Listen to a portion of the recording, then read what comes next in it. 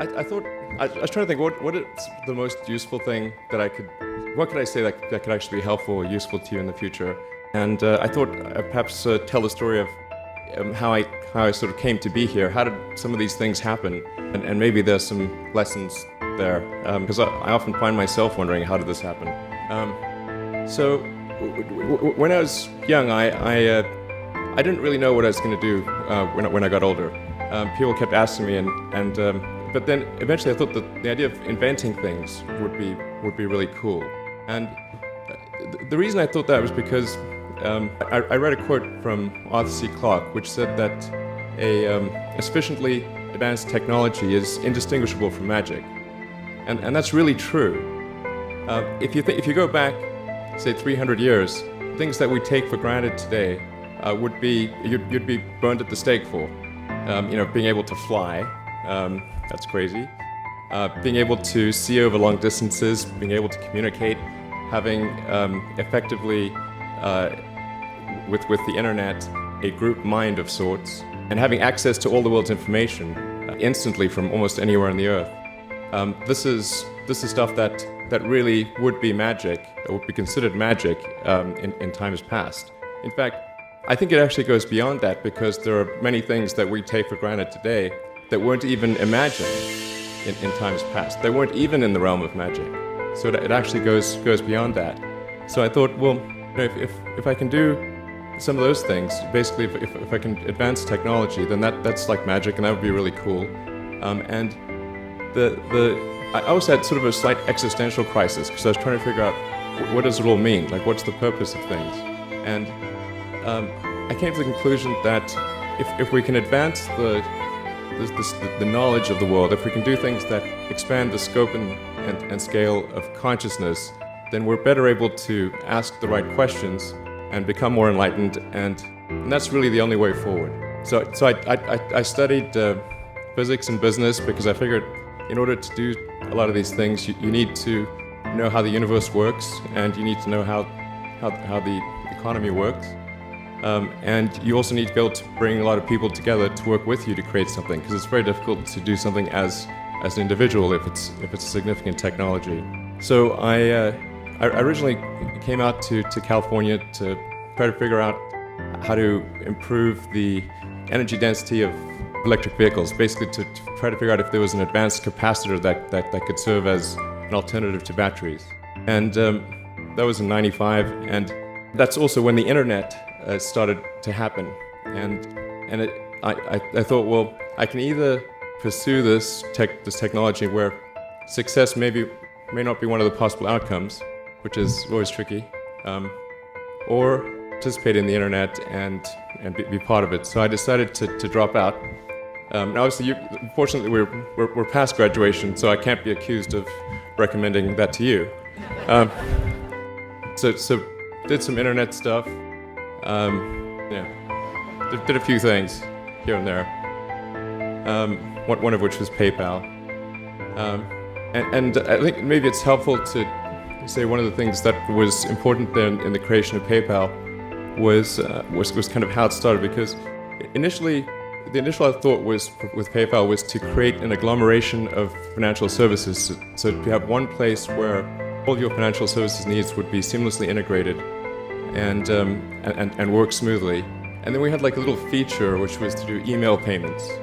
And whenever we'd show the system off to someone, we'd show the hard part, which was the agglomeration of financial services, which was quite difficult to put together. Nobody was interested. Then we'd show people email payments, which was actually quite easy, and everybody was interested. This is, I think it's important to take feedback from your environment. You want to be as closed loop as possible.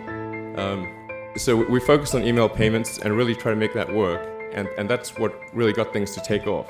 But if we hadn't responded to what people said, then we probably would not have been successful. So it's important to look for things like that and focus on them when you see them, and you correct your prior assumptions. And then going from PayPal, I thought, well, what are some of the other problems that are likely to most affect the future of humanity? It really wasn't from the perspective of what's the rank-ordered best way to make money, which is okay, but it was really what I think is going to most affect the future of humanity. So I think the biggest terrestrial problem we've got is sustainable energy, but the production and consumption of energy in a sustainable manner. If we don't solve that this century, we're in deep trouble. And then the other one being the extension of life beyond Earth to make life multiplanetary. So that's the basis for the latter is the basis for SpaceX, and the former is the basis for Tesla and Solar City. And when I started SpaceX, initially I thought that, well, there's no way one could possibly start a rocket company. I wasn't that crazy. But then I thought, well, what is a way to increase NASA's budget? That was actually my initial goal. So I thought, well, if we can do a low-cost mission to Mars, something called Mars Oasis, which would land seeds with seeds and dehydrated nutrient gel. You hydrate them upon landing, and then you'd have this great sort of money shot of green plants on a red background. And the public tends to respond to precedents and superlatives. And this would be the first life on Mars, the furthest that life's ever traveled, as far as we know. And I thought, well, that would get people really excited, and therefore increase NASA's budget. So obviously, the financial outcome from such a mission would probably be zero. So anything better than that was on the upside. So I actually went to Russia 3 times to look at buying a refurbished ICBM because that was the best deal. And I can tell you it was very weird going there in late 2001, 2002, going to the Russian rocket forces and saying, I'd like to buy 2 of your biggest rockets, but you can keep the nuke. That's a lot more. And that was 10 years ago, I guess. So they thought I was crazy, but I did have money, so that was okay. And after making several trips to Russia, I came to the conclusion that actually my initial impression was wrong because my initial thought was, well, that there's not enough will to explore and expand beyond Earth and have a Mars base and that kind of thing. But I came to the conclusion that was wrong. In fact, there's plenty of will, particularly in the United States, because the United States is a nation of explorers, of people who came here from other parts of the world. I think the United States is really a distillation of the spirit of human exploration. So, but if people think it's impossible, or it's going to completely break the federal budget, then they're not going to do it. So after my 3rd trip, I said, okay, well, what we really need to do here is try to solve the space transport problem, and started SpaceX. This was against the advice of pretty much everyone I talked to. But one friend made me sit down and watch a bunch of videos of rockets blowing up. Let me tell you, he wasn't far wrong. It was tough going there in the beginning because I'd never built anything physical. I mean, I'd built like little model rockets as a kid and that kind of thing, but I'd never had a company that built anything physical. So I had to kind of figure out how to do all these things and bring together the right team of people, and so we did all that and then failed 3 times. It was tough going. Because the thing about a rocket is that the passing grade is 100%. And you don't get to actually test the rocket in the real environment that it's going to be in. So I think the best analogy for rocket engineering is like if you want to create a really complicated bit of software, you can't run the software as an integrated whole, and you can't run it on the computer it's intended to run on. But the first time you put it all together and run it on that computer, it must run with no bugs. That's basically the essence of it. So we missed the mark there. The first launch, I was picking up bits of rocket near the launch site. It was a bit sad, but we learned with each successive flight, and were able to eventually with the 4th flight in 2008 reach orbit, and that was also with the last bit of money that we had.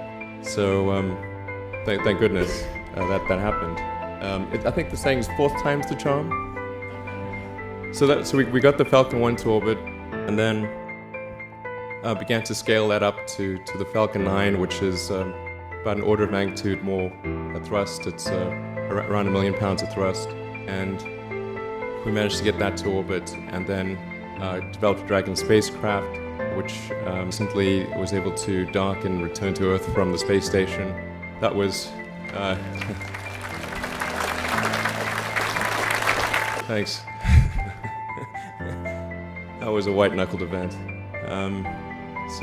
Yeah, it's a huge relief. Still can't quite believe it actually happened.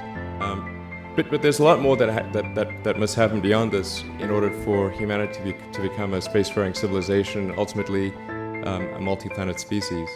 And that's something I think it's vitally important, and I hope that some of you will participate in that, either at SpaceX or at other companies, because it's just really one of the most important things for the preservation and extension of consciousness. I mean, it's worth noting, as I'm sure people are aware, the Earth has been around for 4 billion years, and civilization, at least in terms of having writing, has been around for 10,000 years, and that's being generous.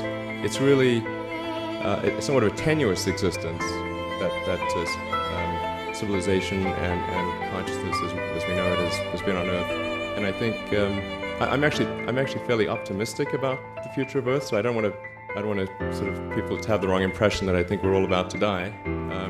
I think things will most likely be okay for a long time on Earth, but not for sure, but most likely. But even if it's sort of 99% likely, a 1% chance is still worth spending a fair bit of effort to ensure that we've backed up the biosphere, planetary redundancy, if you will. And so I think it's really quite important.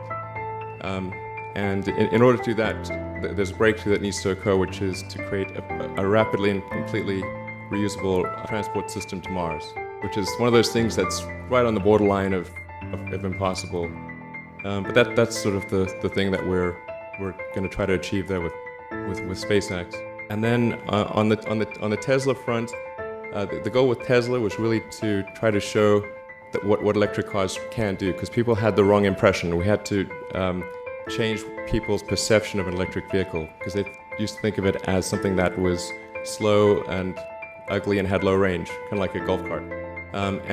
So that's why we created the Tesla Roadster, to show that you can be fast, attractive, and long range.